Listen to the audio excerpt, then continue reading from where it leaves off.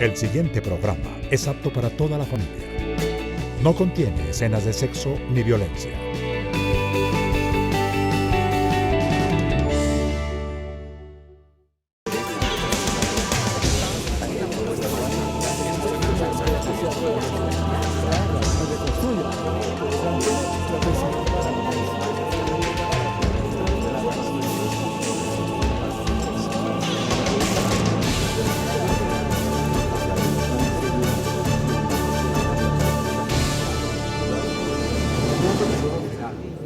Buenas tardes, bienvenidos a Contrastes, porque la realidad tiene diferentes miradas. Este es un espacio de FECODE concebido para que ustedes en la tranquilidad de su hogar construyan opinión. Hoy nuestro tema tiene que ver con la economía que por estos momentos vive el territorio colombiano. El tema evidentemente de la carestía, el tema de la inflación, se avecinan las negociaciones del salario mínimo para el 2016 y otra mala noticia para el sector de los trabajadores, los despidos masivos de las multinacionales, que se ha convertido en una noticia constante y continua, infortunadamente, en nuestro país, violentando evidentemente los derechos de los y las trabajadoras del pueblo colombiano.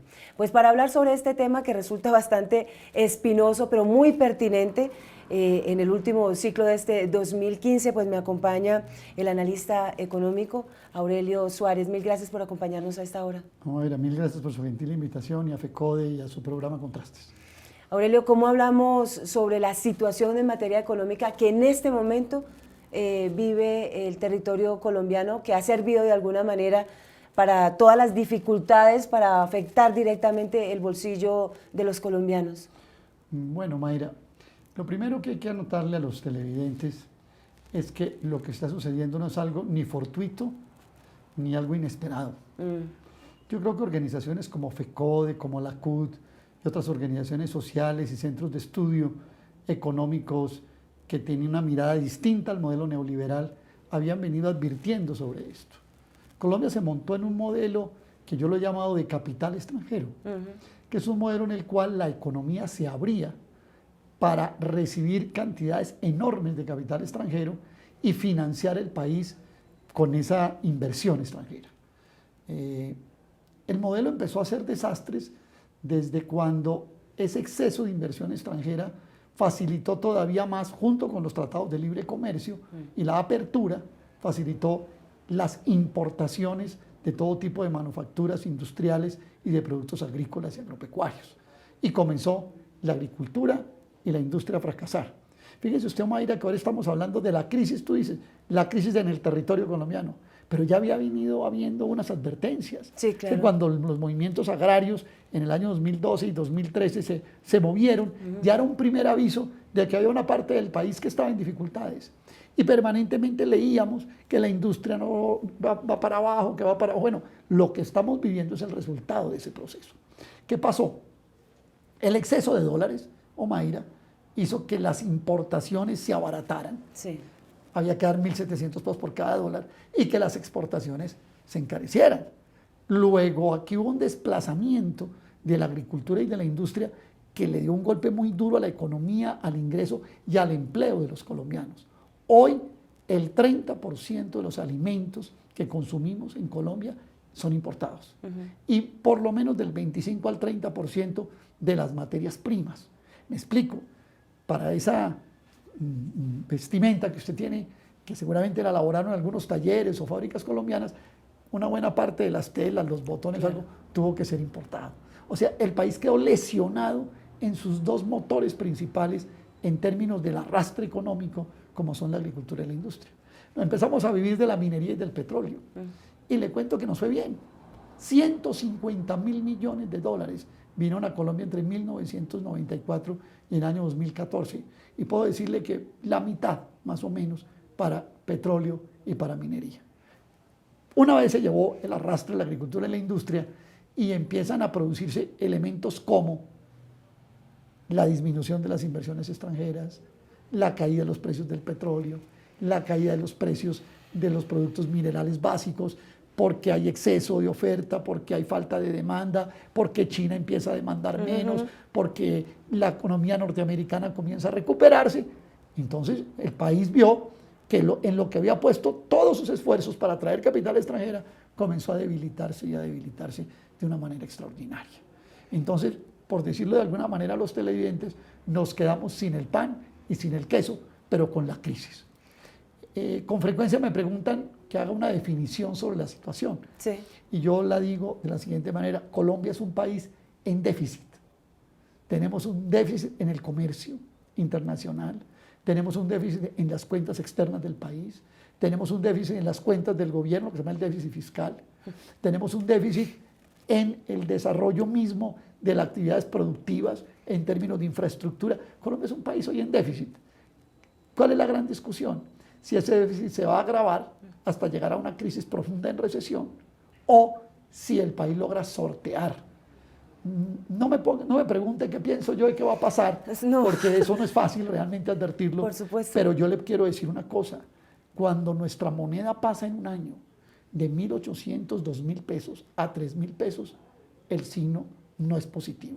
Con un elemento más: nosotros, la economía colombiana, por esta exposición que le hizo al capital extranjero, por esa dependencia que se agravó, está dependiendo mucho del desarrollo de la economía y de la economía norteamericana especialmente. Entonces usted lo oye seguramente, Omaira, cada rato, que la Reserva Federal de Estados Unidos va a subir la tasa de interés, entonces como que vamos a empezar a temblar. Sí, es cierto. Si la Reserva Federal de los Estados Unidos sube la tasa de interés, capitales extranjeros que están invertidos acá dicen: no, yo no me quedo en Colombia, me voy a ganar más plata afuera, y entonces podemos tener una segunda recaída por la vía de una salida en forma de manada, de estampida, llamémoslo así para utilizar una figura, de capitales extranjeros que nos pueden poner en términos muy graves. No solo porque va a subir también más el dólar aún, sino porque las cuentas fiscales del país, porque las cargas que el país deriva de los dólares se van a agravar. ¿Cuál es la discusión? ¿Quién va a pagar la crisis? Espérenme ahí un momentico, porque vamos a hacerle esta misma pregunta al presidente de la Central Unitaria de Trabajadores CUT, a Luis Alejandro Pedraza. El panorama económico que en este momento está viviendo el país y que se avecina. Viviana Bello se encuentra con él. Adelante, Viviana.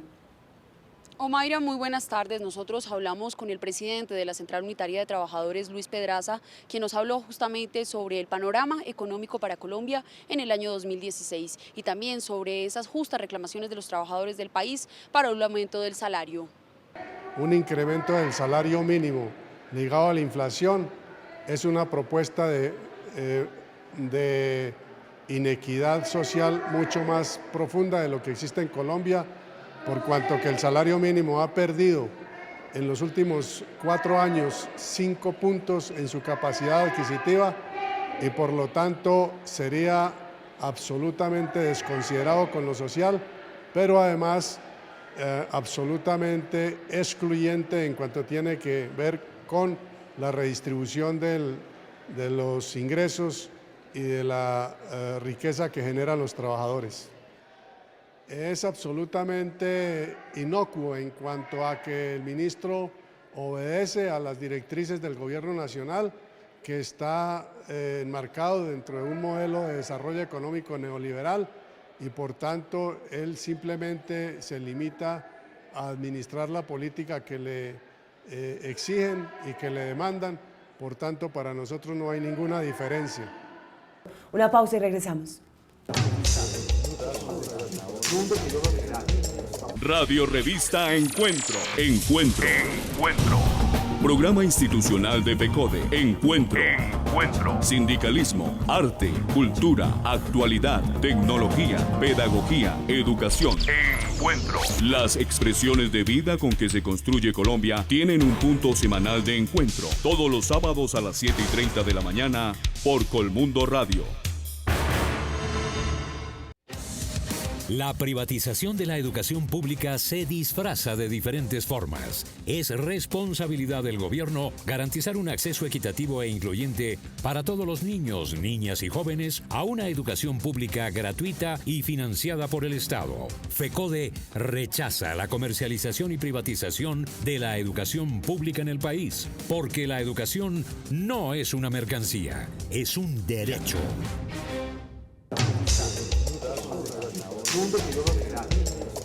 Estamos de regreso en Contrastes porque la realidad tiene diferentes miradas. O con un tema que parece distante pero nos toca directamente, que es la economía. Ya no es un tema específico para los analistas, sino que diariamente vemos como nuestro bolsillo tiene cada vez menos y menos dinerito, moneditas, para poder costear el día a día. ¿Quiénes van a terminar pagando finalmente esta crisis económica? Ya los colombianos de a pie estamos colocando nuestra buena parte. Yo creo que estamos ya pagando. Yo tengo un verso para explicar esto. Digo que el problema se causa en las cuentas externas del país, ya lo expliqué. Se manifiesta en la situación fiscal del gobierno y se resuelve en el terreno monetario. O sea, quien pone la plata para cubrir los déficits. Muy bien. Ya lo estamos pagando de alguna manera los colombianos de a pie con la carestía. El Banco de la República ha dicho que su meta, o dijo que su meta era un 3% de inflación.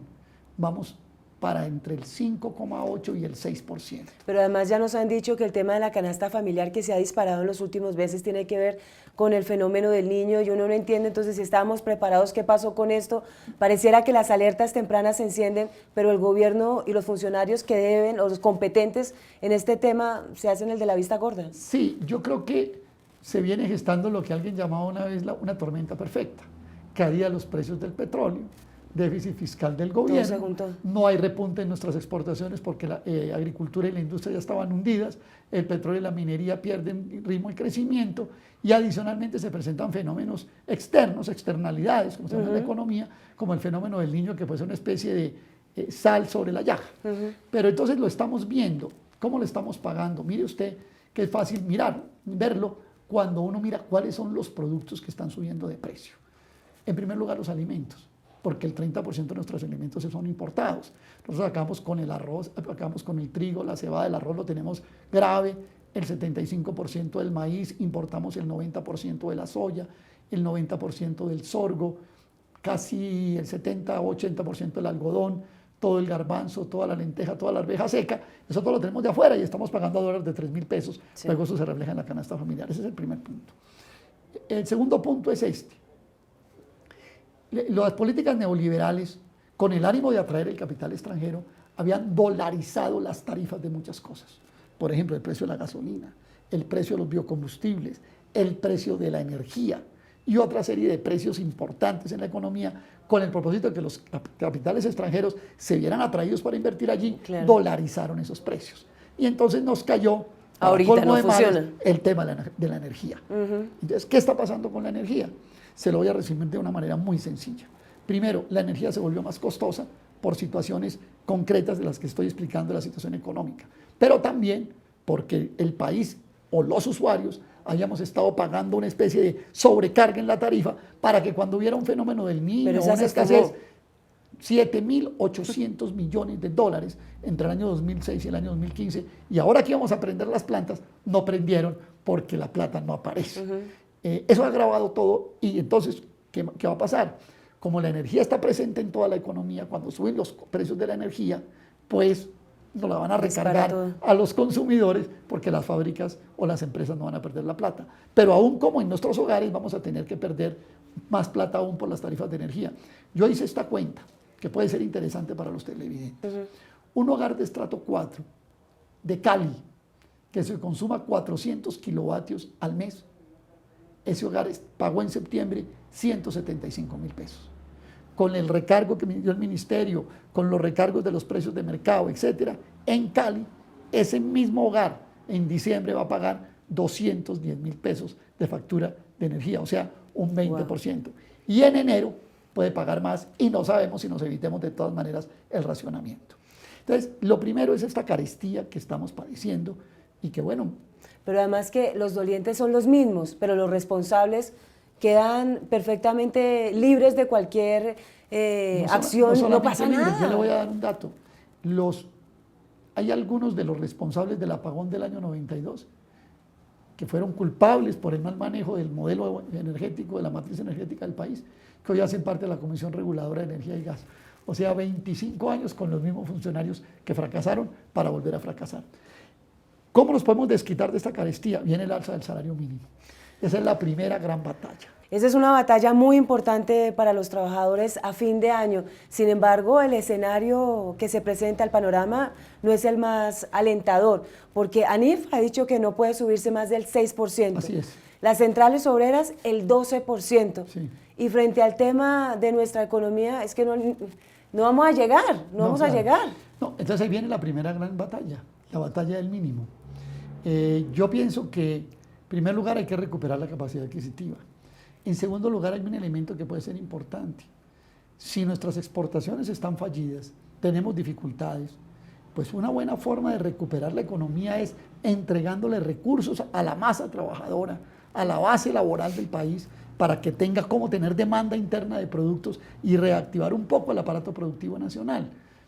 Esa sería una razón muy buena para uno hablar de que sí, puede pedirse el 12, hay que recuperar también la productividad, puede llegarse, digamos, a niveles del 10, del 9, pero yo creo que un alza del salario por debajo de esos niveles va a ser de empobrecimiento. Pero ANIF ha dicho que más del 6% afectaría directamente el tema del desempleo por el que tanto ha trabajado el gobierno nacional. No, pero tampoco, en primer lugar, el desempleo viene creciendo. O sea que sin alza de mínimo ya va creciendo, la informalidad es la mitad. Y estamos hablando de despidos masivos. Se habló concretamente en estos días de cerca de 9.000 empleos en Pacific Rubiales, ya la explicación está dada. En Hyundai, esto es bien interesante, la gente de Hyundai fueron los primeros promotores del TLC con Corea, pero como al final los coreanos le cambiaron las reglas del juego a los señores Matos, que manejaban Hyundai aquí, ahora tienen que despedir 4.000 trabajadores.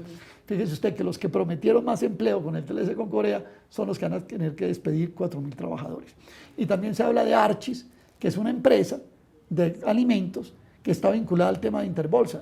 Lo de Interbolsa, claro, que es una actitud, es la consecuencia de una actitud irresponsable y, digamos, delictuosa frente al manejo de los recursos de ahorradores, pero también tiene que ver con crisis, también tiene que ver con lo mismo. O sea, que lo que le quiero decir es que estos tres grandes fuentes de desempleo, en el caso de Pacific, en el caso de Archis y en el caso de Hyundai, sí, tienen distintos orígenes, tienen distintas fuentes, perdón, pero tienen en el fondo el origen de crisis de todo este modelo en el que estamos involucrados. Aurelio, nuestra compañera Viviana Bello también habló con el presidente de la USO, Edwin Castaño, precisamente sobre este tema, que durante estos días hemos conocido un poco el desarrollo que ha dicho el Ministerio de Trabajo con estos despidos masivos, que no son nuevos, infortunadamente, en el país. Claro. Durante este año se han presentado otros afectando la economía y la estabilidad de los y las trabajadoras. Viviana Bello. Omaira, también hablamos con el presidente de la Unión Sindical Obrera, Edwin Castaño, sobre los despidos masivos que ha anunciado el gobierno nacional se darán en empresas como Archis, Hyundai y Ecopetrol. ¿Qué va a pasar con los empleados que han trabajado por años en estas empresas? Y sobre el papel un poco distante con los trabajadores que ha tenido el actual ministro de Trabajo, Luis Eduardo Garzón. Paradójicamente, mientras que el presidente Juan Carlos Echeverri despide personal que le ha entregado su experiencia, le ha entregado muchos años de vida a Ecopetrol a engrandecerla. El doctor Juan Carlos viene nombrando altos funcionarios en las vicepresidencias, viene trayendo personal, incluso pasando por lo corporativo de Ecopetrol, que esos altos cargos deben de pasar por un proceso de selección y que hoy no pues va en contravía de lo que él manifiesta. Entonces, nosotros rechazamos enfáticamente los más de 200 despidos que se han dado en los últimos días y que para nosotros es una política errada la que hoy lleva el presidente Juan Carlos Echeverri. Pues es muy lamentable la situación de los trabajadores de Pacific Rubiales, de Hyundai, de Archis, de Ecopetrol y de las demás empresas. Esta situación no se le ha dado el dinamismo a la economía nacional. No se tuvieron los planes de contingencia previamente cuando ya se le había notificado a muchas empresas como Archis y a Hyundai la cancelación de sus contratos por parte de sus casas matrices. Igualmente habíamos puesto como organización sindical los posibles despidos que se venían, pero que hay alternativas para que no hayan esos despidos en Ecopetrol, como el tema de las personas que ya tienen sus requisitos listos para pensión, que son 897, y que habíamos discutido con el presidente días antes de que no se dieran despidos y que se trabajara en la vía de pensionar pues, los compañeros que ya tienen todos sus requisitos para que no pudiera verse afectada la nómina de Ecopetrol. Ustedes ya saben que pueden consultar más sobre esta información en nuestra página de internet www.fecode.edu.co. Omaira, retornamos con usted a estudio. Muy bien, Viviana, muchas gracias. Una nueva pausa y regresamos.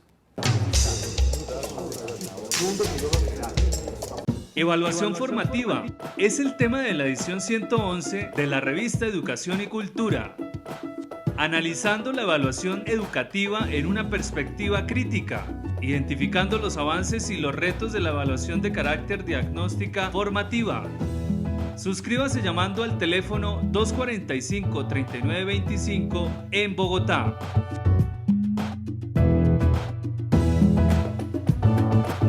Educación y Cultura.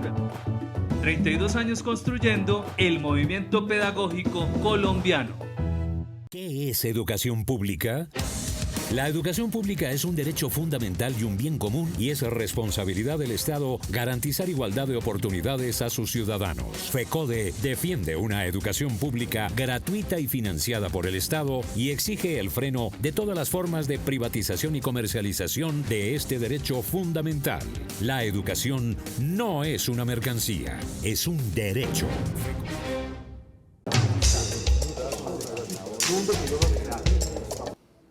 Aurelio, el tema de la estabilidad de los y las trabajadores. Apertura para la inversión extranjera. Nuestro país estuvo de puertas, ventanas abiertas, todo abierto para la inversión extranjera, pero pareciera que poco o nada se pensó en la estabilidad de los y las trabajadoras. Claro, remuneraciones mejores frente a otras posibilidades en nuestro país, pero con ese tema, el tema de la inestabilidad, ahora despidos masivos, no son nuevos infortunadamente y pareciera que no se reglamenta, el Ministerio de Trabajo no es más contundente frente a la reivindicación. Es que aquí resulta que si los señores de las mineras y las petroleras entran en crisis, el gobierno inmediatamente saca el PIPE 1, el PIPE 2, el PIPE 3, hace la reforma tributaria para cobrarle menos impuestos y todo, pero para el trabajo no hay ningún plan. O sea, uno oye al ministro de Trabajo, al doctor Luis Eduardo Garzón, que ahora hay que decirle doctor, entre paréntesis, y realmente no tiene ningún plan. ¿Sí? Aquí no hay ningún seguro de desempleo, aquí no hay absolutamente nada para los trabajadores. O sea, aquí ya el gobierno debe haber dicho, hay una crisis, hay un problema laboral de estabilidad en los sectores más críticos, vamos a atenderlo, vamos a forzar, vamos a ayudar, además vamos a subsidiar a quien da empleo. ¿Te recuerda? Esto ya está inventado además, sí, Omaira. Cuando Estados Unidos tuvo la peor crisis de empleo de su vida, el gobierno norteamericano de Roosevelt hizo un gasto fiscal en el que le pagaba a personas por abrir huecos y a otra por ir detrás tapándolos. ¿Sí? O sea, ese es un caso extraordinario, pero que muestra que usted puede, con una voluntad política y pensando en la mayoría, cómo mantener un nivel de ingreso económico pero no, aquí hay un error muy grande que hay que resaltar. Uno, que siempre se ha tenido el trabajo como un costo y no como una creación de valor. ¿Sí? Entonces, las empresas dicen, no, es que me cuesta mucho el trabajo, ¿cuánto le aporta? Le voy a dar este dato. Estudios del Consejo Colombiano de Competitividad hablan que por un trabajador de la industria petrolera se pueden crear más de $500.000 al año en riqueza, ¿cierto? Entonces estamos hablando de que el trabajo lo que crea es valor. Entonces tampoco hay una forma de ver el costo, pero tiene que ver el beneficio. Sí, claro. Si usted le da recursos y dinero a la masa laboral, le da ingreso para que pueda consumir y demanda. Mirar solamente el problema laboral en empleo, en salarios, solamente desde el punto de vista de cuánto me cuesta el trabajador, creo que es una visión totalmente equivocada y que va a tener consecuencias muy graves. Pero yo quisiera, en este poco espacio que nos queda, Mayra, plantearle al magisterio colombiano en este programa dos retos muy grandes que tiene para el año entrante, fuera del salario mínimo, fuera del empleo y fuera de la carestía, que entre otras cosas aquí también en Bogotá ya se empezó a tercerizar el trabajo del magisterio y es grave. Que es el siguiente: en el año 2016 se vence el acto legislativo 07 que contemplaba el sistema general de participaciones.